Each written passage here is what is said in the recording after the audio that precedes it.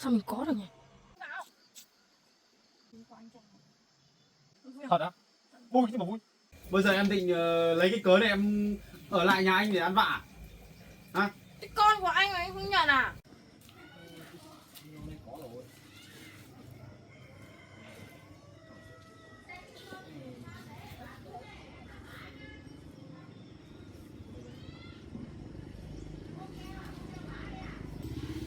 Sao mà dám mua?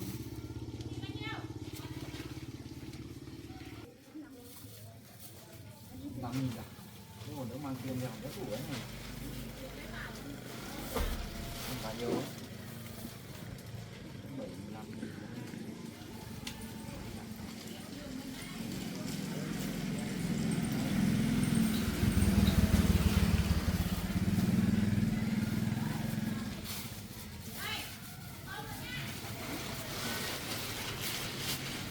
Em ơi, mua gì đẹp?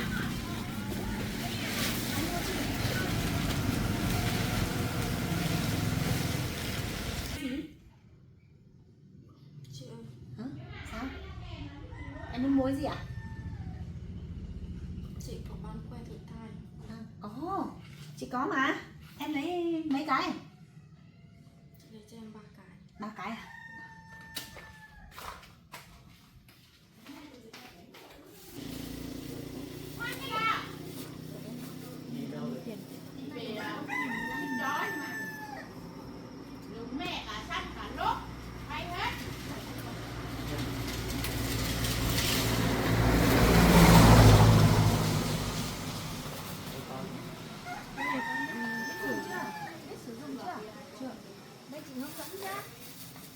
Ở trong này có cái để đựng nước tiểu nhá. Em đựng nước tiểu vào trong này.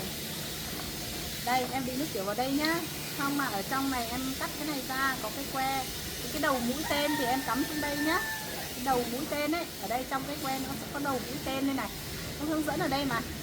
Nên là em sẽ cắm cái đầu mũi tên vào đây nhá. Xong mà nếu mà có em bé thì nó sẽ lên nó lên 2 vạch, mà không có nó lên 1 vạch thôi nhá. Đấy, biết chưa? Đấy, về cái làm đúng như thế cho chị nhá.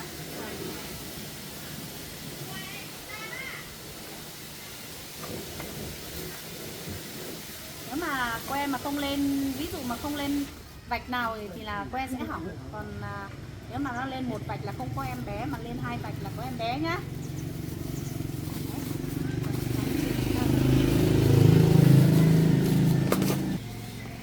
Em lấy 3 này, hết 90k. Thôi.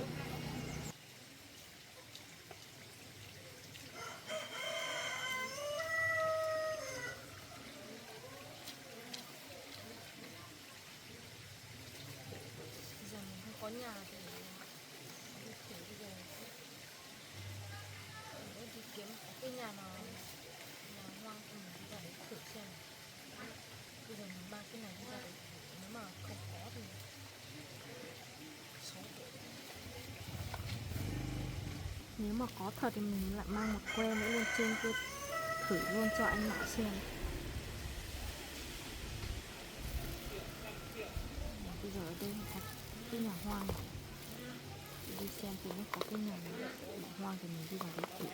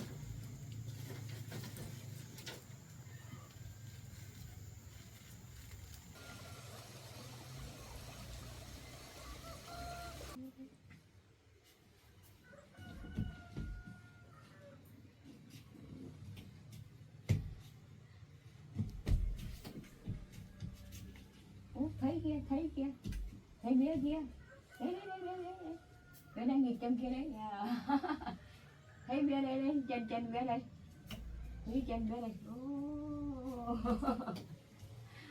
à, đây,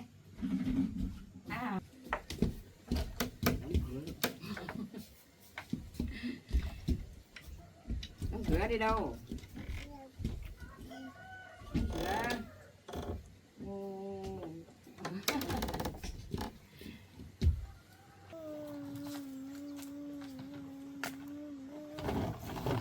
Đi.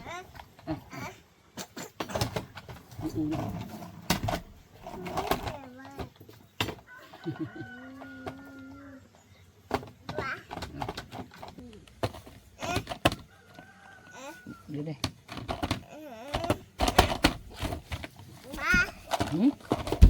Bambun.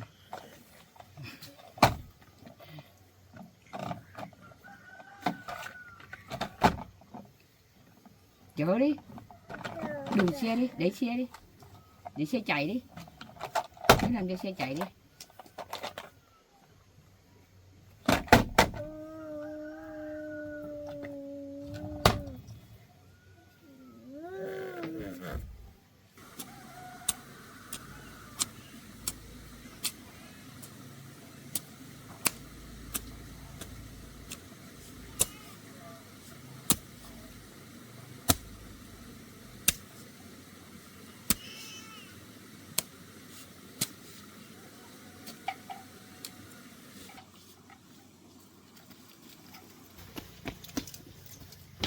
Mẹ kia khát tháo hết cả giấc ra đó không cần nữa đâu.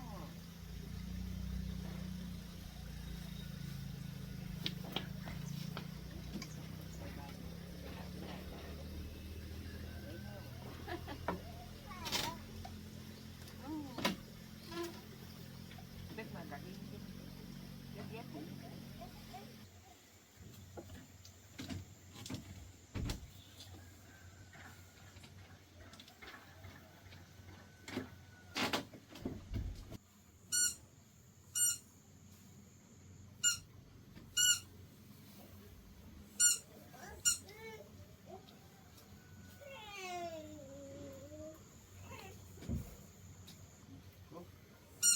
Rau này mận hái hả bà?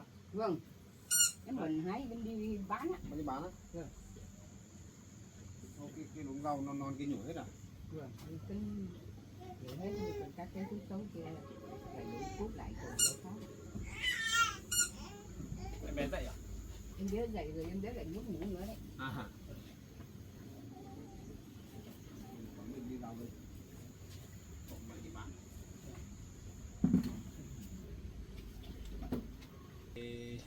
Anh kiểu bị con gà ăn hết lá sao nhỉ? Mấy hôm trước con gà vào ăn hết lá rồi thì cháu mình mới nhổ đi bán. Này rau này cũng đến tuổi thu hoạch rồi. Vâng. Cải ngọt này cũng nhanh thu hoạch cho mà bà nhỉ? Vâng.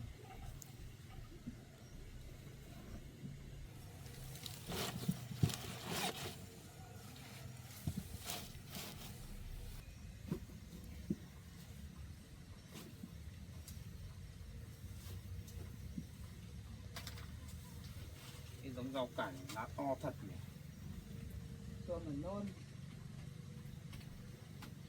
Không biết mận định mang đi đâu bán đây? Hay là đi giao ở hàng quán?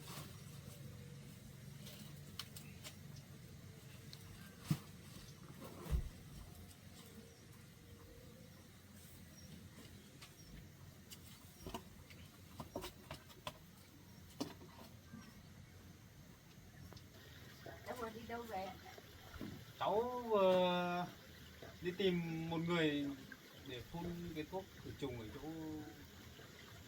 đất ông nọ cháu mua đấy, vừa mới rào xong cái đấy, vừa thuê được một người đi phun 2 bình thuốc khử trùng. Nào mình cả mấy nữa chờ mớm lại mua ít gà cho mọi người. Đấy như gà thì tốt lắm. Rồi phải phun khử trùng hết, xong là mấy nữa là mua vôi về rắc nữa. Vì chỗ đấy là trước đây họ cũng nuôi gà rồi, mình khử trùng hết mới nuôi được.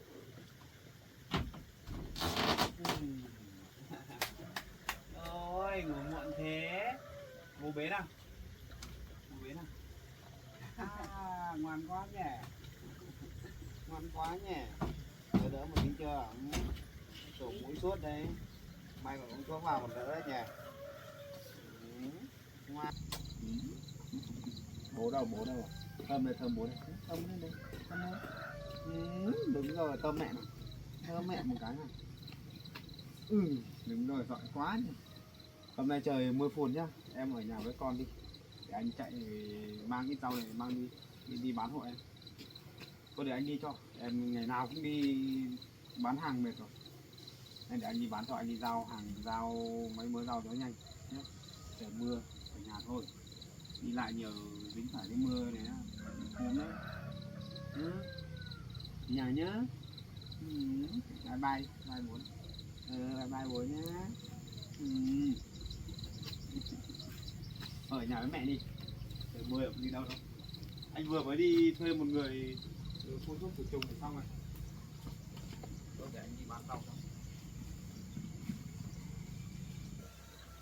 Đi với bà đi. Ngoan quá. Ở với bà vui thế nhỉ. Em ở nhà đi, làm việc nhà đi. Qua nhà. Hôm nay để anh đi bán rau cho. Xem thế nào. Nhé, ở nhà nhé. Vườn rau của mình tốt thật nhỉ. Bye bye bố đi. Nhanh đi. Đứng dậy nào. Ở nhà với mẹ nhá.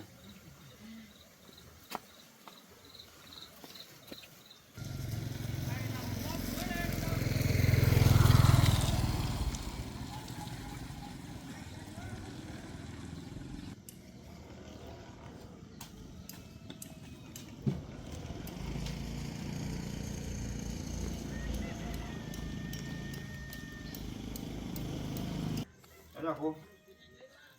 Làm gì em? Cô ơi, cháu có ít rau cải non đấy. Cô lấy giúp cháu được không?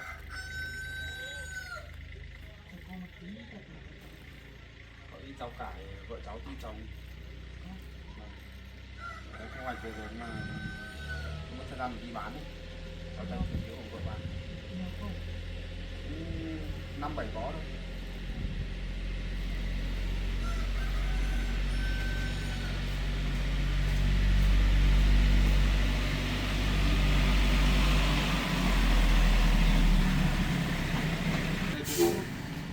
Rau cải to đi.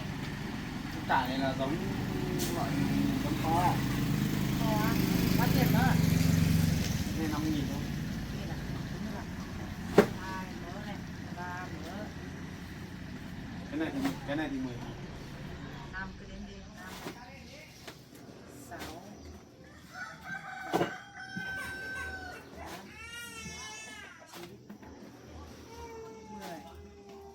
12 bó. 12 bó. 12 bó à? Vâng. Cái loại này 9 thì bó à? cái này thì 10.000. Cái lá to này thì mới 5.000 thôi, vì cái này nó có mấy lá thôi.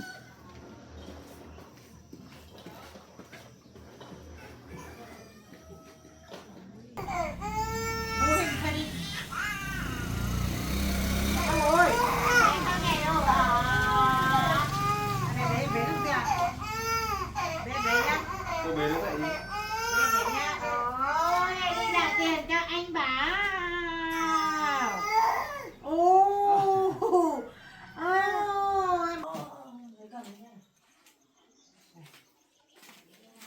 Cầm này.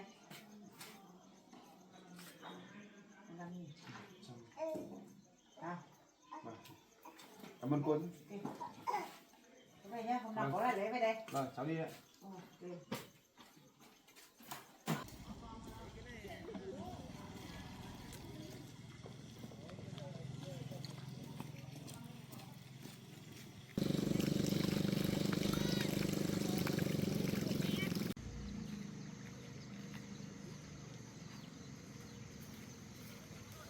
Đây vắng này, có ai đi vào trong kia thử.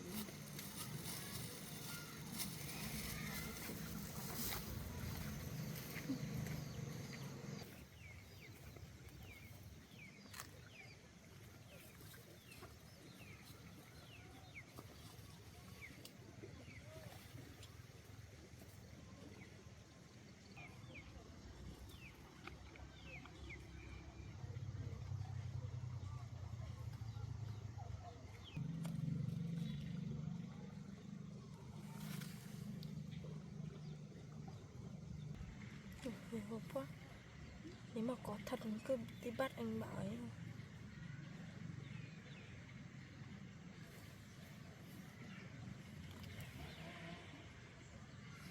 Ôi, chết rồi, hình như lên 2 vạch rồi.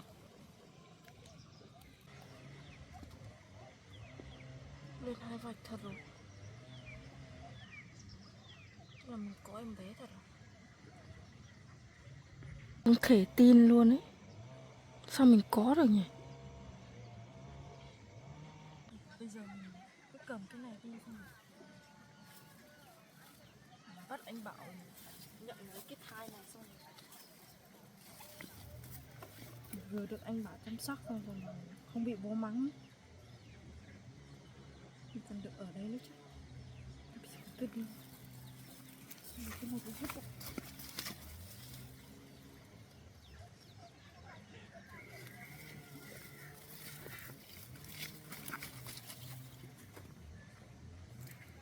Mình phải cầm cái này đi nhà anh Bảo rồi cho anh Bảo luôn.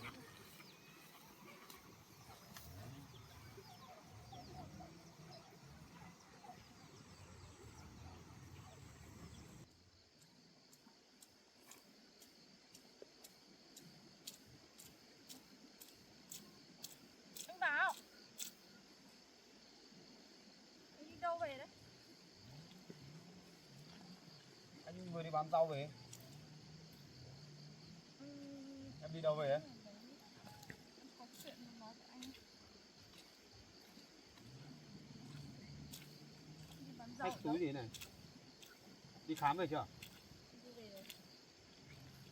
Kết quả nào? Thế bị làm sao? Bị bệnh gì? Em không bị bệnh gì đâu. Không bị làm sao lại buồn nôn? Thế có khám, có thử thai không đấy? Có rồi. Anh cho anh xem này.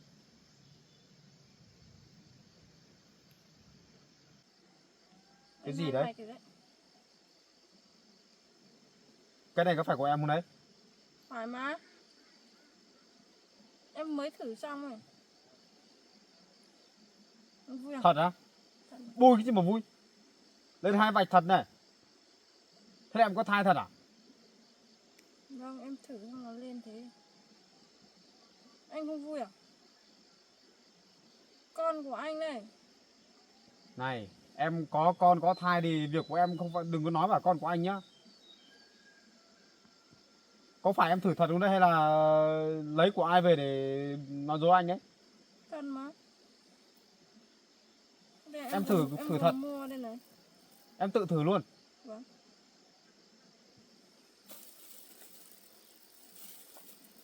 Ô thế em có thai thật à?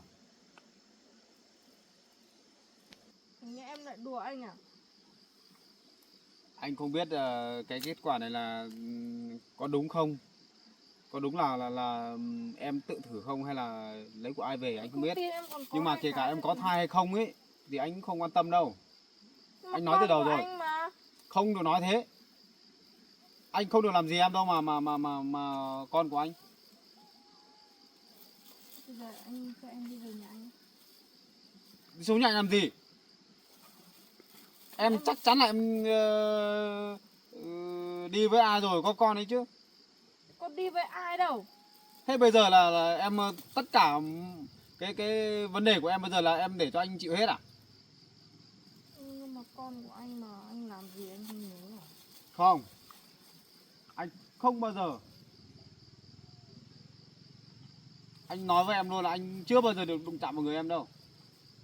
Còn cái kết quả này ấy, là nếu mà em thử là có 2 vạch như thế thật đấy thì em tự đi tự vắt óc mình nghĩ thì xem mà mình đã làm những gì. Trước đây là anh chịu rồi, này anh không biết đâu. Có làm gì đâu.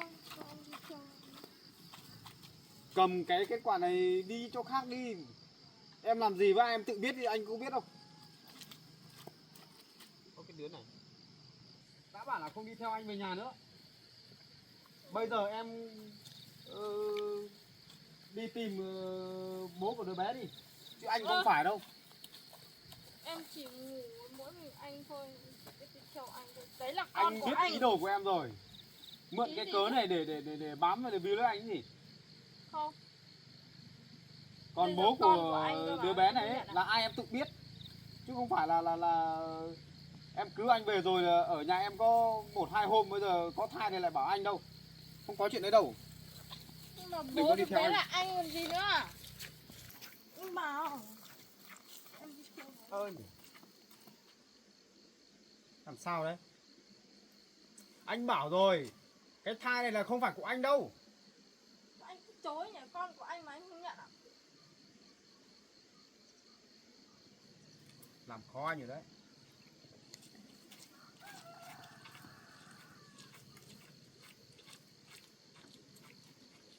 Đã bảo không phải rồi cứ đi theo người ta làm gì.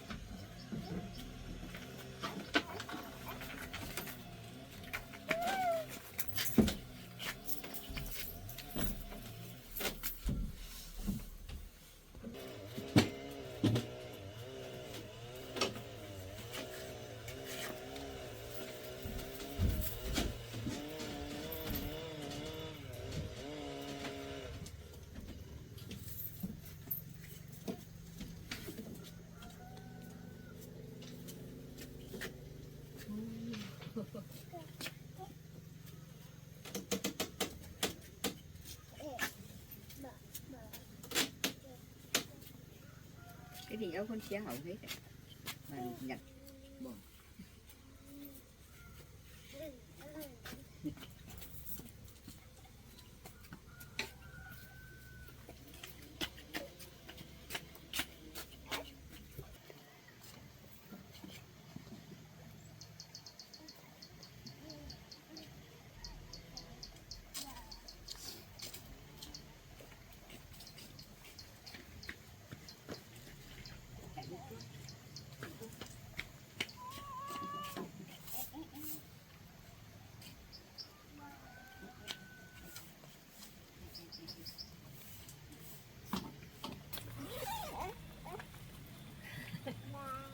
Bye.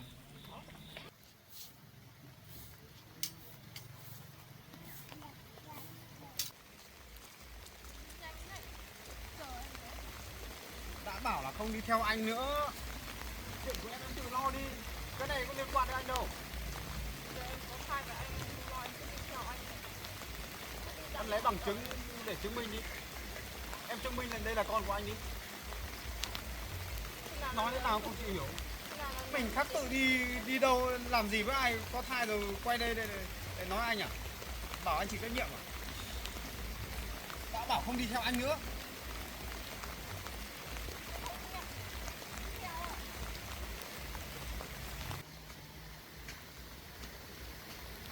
Đi về đi.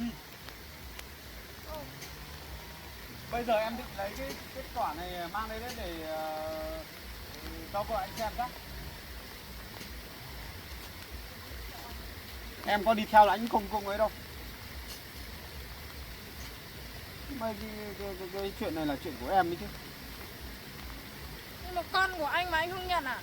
Anh ở đấy có 2 ngày mà có thai được à? Anh có đụng chạm gì người em đâu. Nói mà không hiểu.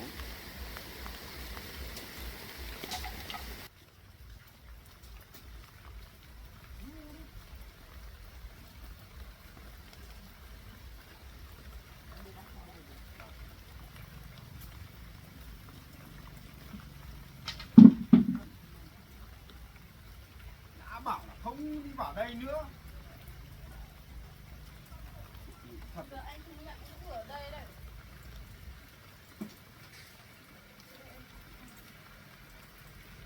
Chị ơi, em có cái này cho chị này. Em có bầu với anh Bảo đấy. Này, em vừa phải thôi.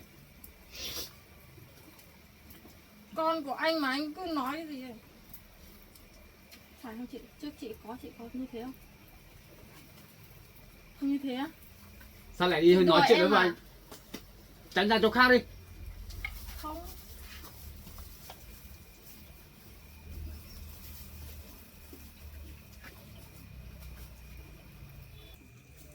Thế cái này là cái thai ở cháu. Vâng. Nó có bầu với anh Bảo.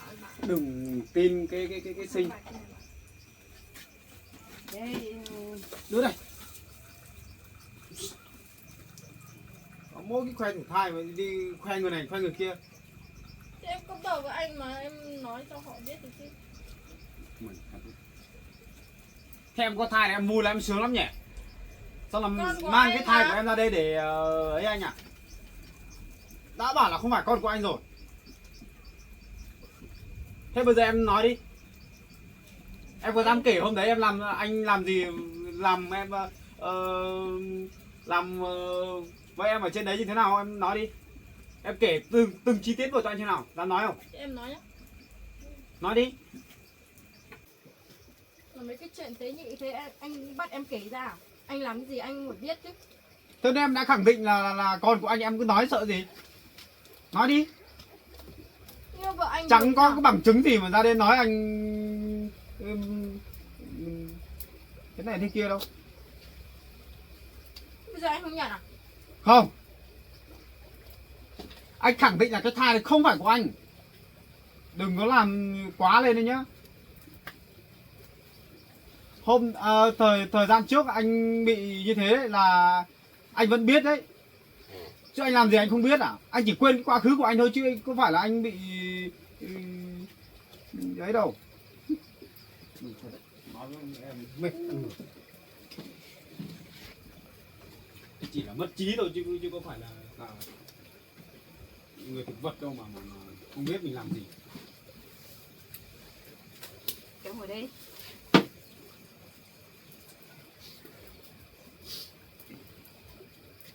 Bây giờ anh có con là anh không vui à? Không phải của anh. Sao lại không phải? Đừng tin cái sinh này. Đừng tin nó. Tin cái sinh thì thành ra là vợ chồng mình giận nhau ấy. Không có chuyện đấy đâu. Này. Em đi về ngay. Không về đâu. Bây giờ anh Em không ra nhận, đây em cứ làm ở đây gây chuyện, bây giờ vợ anh giận bỏ lên nhà đấy.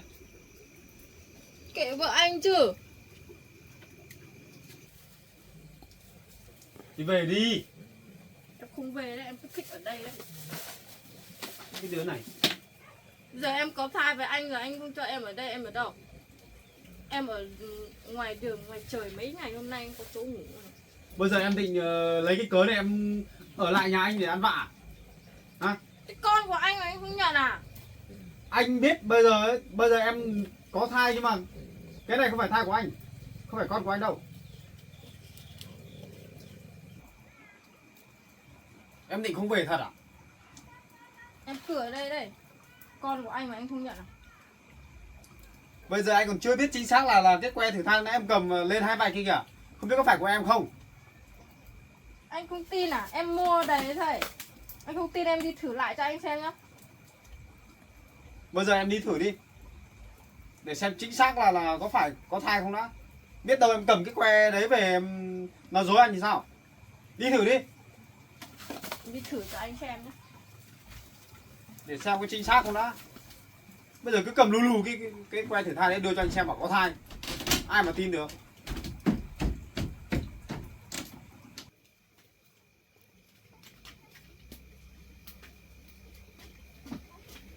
Đúng là anh được cái xin nhập cứu đợt này chứ không phải là xin cứu anh mà làm việc tốt đâu. Bây giờ là thành ra là tai họa cho nhà mình rồi. Làm gì có cái kiểu ở đấy có 1-2 tối có cái chuyện đấy được. Không có đâu. Em đừng tin.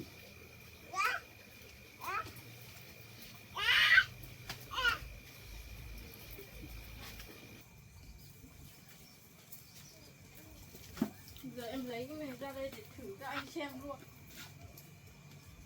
Mang ra đây á? Không gì nữa, anh không tin mà.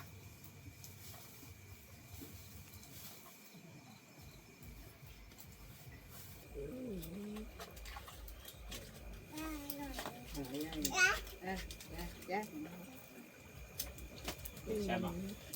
Xem cái gì nó làm xem mà có đúng của nó bên hai vạch cơ.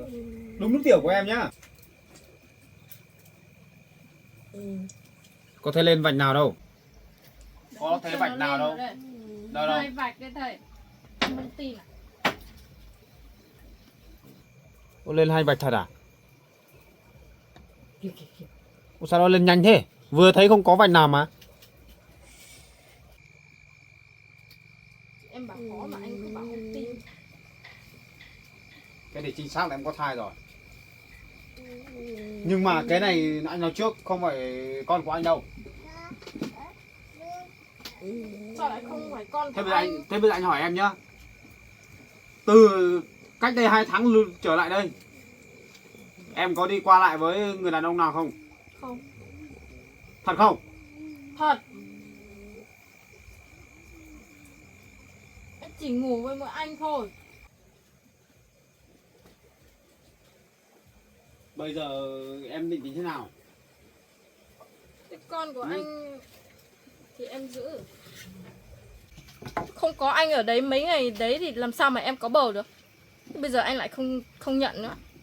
Không có đâu. Anh Em nói không thẳng. đi ngủ với ai luôn. Ngủ với mỗi anh ở lúc ở Với trên ai đấy hay không là em tự hiểu và tự biết. Còn anh ấy có mỗi 1-2 ngày trên đấy không bao giờ.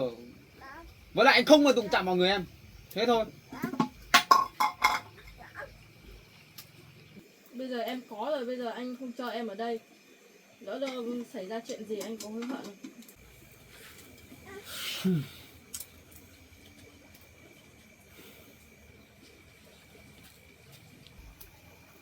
Bây giờ nhá. Bây giờ anh bảo này. Bây giờ em cứ đi về nhà em đi. Anh không cho em ở đây đâu. Ở đây là không được. Ảnh hưởng đến gia đình anh. Biết chưa? Em không đi về đâu, em cứ ở đây đấy. Bây giờ con của anh mà anh còn không nhận.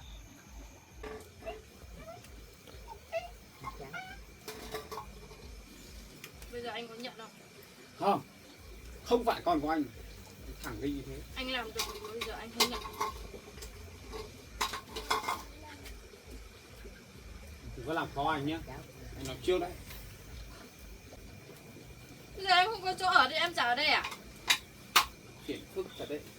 Anh nói thế này. Anh không được đụng chạm vào người em. Anh nghĩ lại xem Và nào. cái thai này cũng không phải của anh. Không phải con của anh đâu. Hiểu chưa? Biết đâu là em đi với người nào đấy.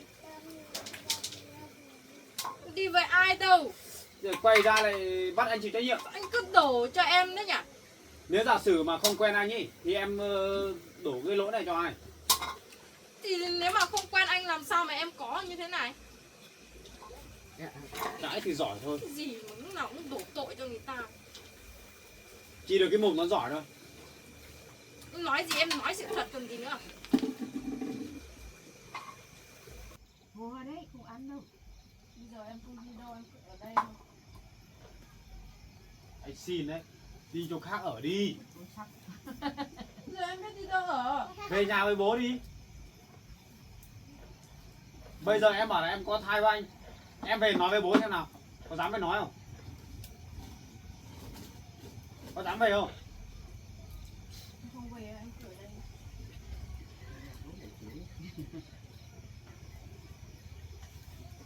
không được là anh đi sang tận nhà nói chuyện với bố em ấy. Đừng có mà ở đây ăn vạ nhé. Thôi anh với em về đi. Em nói cái chuyện này ra cho bây giờ em mà về nói với bố em, anh còn không bỏ luôn cái chị Câm đấy đi à? Im mồm, không được nói với anh như thế.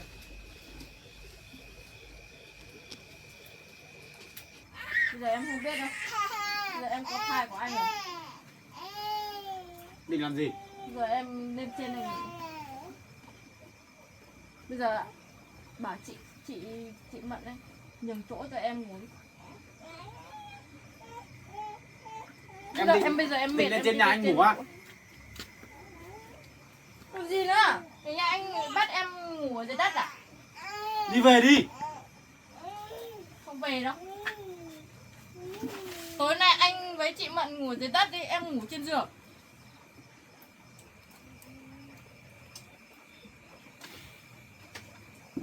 Đúng là cháu bảo ơi, cháu sinh bây giờ nó đòi ngủ nhà mình có được không? Bây giờ biết làm nào được. Cái que thử thai thì thử bà cháu mình nhìn thấy rồi. Bây giờ cô ấy cứ bảo là cái thai đấy là con của cháu. Mà cháu có được làm gì cái sinh đâu. Hai em cháu gọi mẹ cháu lên đi, còn cho cháu cái sinh ở đây là chắc là không ổn đâu cháu ạ. Bây giờ cháu đang rối hết cái đầu lên đây. Chắc phải gọi mẹ cháu lên để xem thế nào thôi. Chứ bây giờ không phải con mình thì người ta cứ bảo là con của mình. Bây giờ là ăn vạ rồi đấy. Lên trên nhà kia, nằm trên giường kia rồi. Bảo cháu sinh xem cháu có được đi với ai, ngoài cháu mà được đi với ai không? Bây giờ thì nói trước nó cũng là thích cháu từ lâu rồi, bây giờ nó lại cứ cứu cháu một lần nữa thì bây giờ nó cứ lệnh với quân của nó cho cháu phải đem tội. Bây giờ chắc chỉ có thế thôi. Sinh bây giờ là trước kiếm cớ được mấy lần rồi. Bây giờ là mượn cớ lấy cái thai này về đây là để cháu chăm sóc mà. Xong rồi là bảo là con của cháu mà. Cứ để theo dõi một thời gian nữa xem cháu ạ. Xem là hãy mình chính xác thì cháu cả nhận, mà không chính xác thì thôi. Sợ những người khác, nó đi với những người khác rồi bây giờ nó lại bảo là nó cứu cháu rồi nó lại đổ cho cháu hết này thôi. Bà cũng nghĩ thế. Ôi. Thôi bây giờ cứ bên như thế đã. Bây giờ thì cái sinh nó cũng thử cái que thử thai rồi, cũng có 2 vạch rồi. Cái sinh có thai thật đấy. Nhưng mà cái này không phải con của anh đâu. Bây giờ anh chờ mai anh bảo mẹ lên xem xử lý thế nào đó. Cái chuyện này anh chưa gặp bao giờ, anh không biết xử lý thế nào đâu. Còn em phải tin tưởng anh nhé. Đừng có đi nghe cái sinh kích rồi là nói lung tung rồi em về em giận anh ấy nhé. Không được thế đâu. Anh không bao giờ anh làm thế đâu nhá. Mặt cứ xị vào, anh biết là em giận rồi.